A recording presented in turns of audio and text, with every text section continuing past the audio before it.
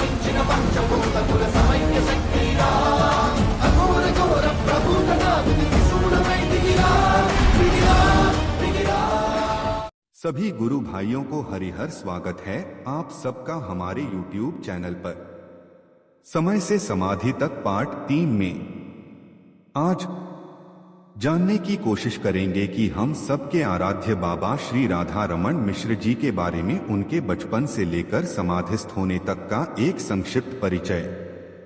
एक समाधिस्थ संत श्री राधारमण मिश्र, सोचिए जिनके नाम से विश्व का पहला पूर्वज मुक्तिधाम स्थापित हुआ है, और ऐसी जगह हुआ है जहां अपनी 111 वर्ष की लंबी शरीर आयु में वे एक बार भी नहीं आए। वहां कैसे आज प्रतिदिन हजारों लोग उन्हीं के नाम पर दुखों से मुक्ति के लिए ईश्वरीय चिकित्सा कराने खिंचे चले आते हैं। कानपुर के गांव करौली धाम में रहने वाले 2-4 लोगों को छोड़ दें तो संत श्री राधारमण मिश्र जी के बारे में बहुत ज्यादा कोई नहीं जानता, गांव वाले भी नहीं, गूगल भी नहीं। वर्ष 1994 में वे समाधि में लीन हो गए, स्वेच्छा से समाधि ली, तंत्र के घोर साधक रहे, सदा सत्य की खोज में लगे रहे, इतनी तल्लीनता से कि बहुत जरूरी होने पर ही कुछ बोलते थे, बहुत जरूरी होने पर ही किसी से मिलते थे। शरीर जीते जी न कोई पीठ स्थापित की, न कोई दरबार सजाया, फिर अब क्यों?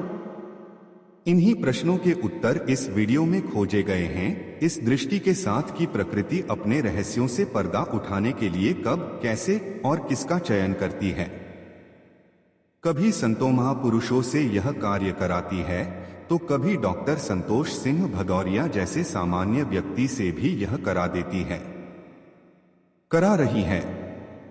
करौली धाम इसी का प्रमाण है। कानपुर की नरवल तहसील में गांव है पाल्हेपुर। वहां के निवासी श्री शिव शंकर मिश्र व माता कांता जगरानी देवी के पुत्र के रूप में 1883 में श्री राधा रमण मिश्र जी का जन्म हुआ। कहते हैं पूत के पांव पालने में दिख जाते हैं। राधारमण जी के पांव भी ऐसे ही थे, किसी तलाश में ये भटकते ही रहते थे। शायद अपने पिता के संस्कारों का प्रभाव ज्यादा था। पिता तंत्र विद्या के जानकार थे, इसीलिए राधारमण जी का बचपन वैसा नहीं रहा जैसा गांव के सामान्य बच्चों का रहता है।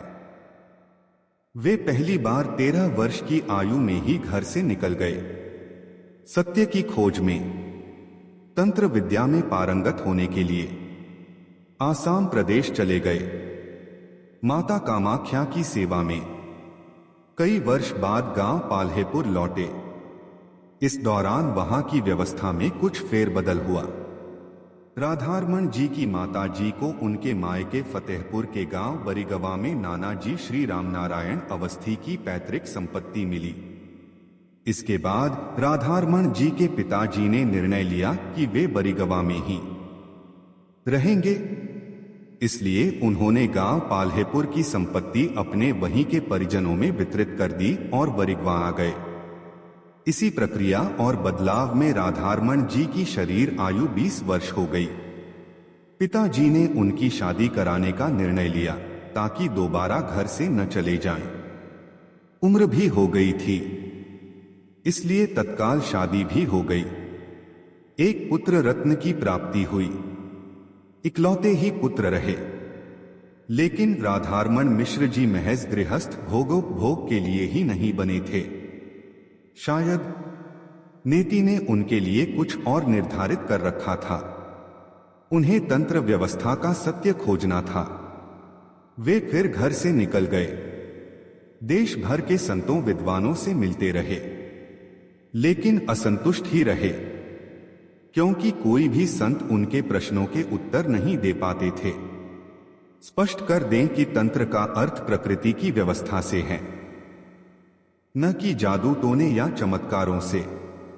परंपरा में तंत्र के साथ मंत्र को जोड़कर संपूर्ण व्यवस्था, जिसमें कि अदृश्य जीवन भी शामिल है, उन सभी के क्रियाकलापों को देखने, समझने और मानवीय आवश्यकता होने पर सकारात्मक ऊर्जा से हस्तक्षेप करने का विधान रहा है।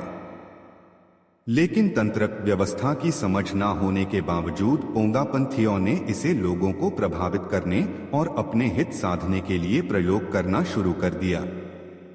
काले जादू की तरह से राधारमण जी को यह सब तो करना नहीं था, बल्कि तंत्र व्यवस्था का पूरा सत्य समझना था, इसीलिए तलाश में लगे ही रहे। आगे की चर्चा के लिए वीडियो को लाइक, शेयर और चैनल को सब्सक्राइब करें। तब तक के लिए सभी गुरु भाइयों को हरिहर।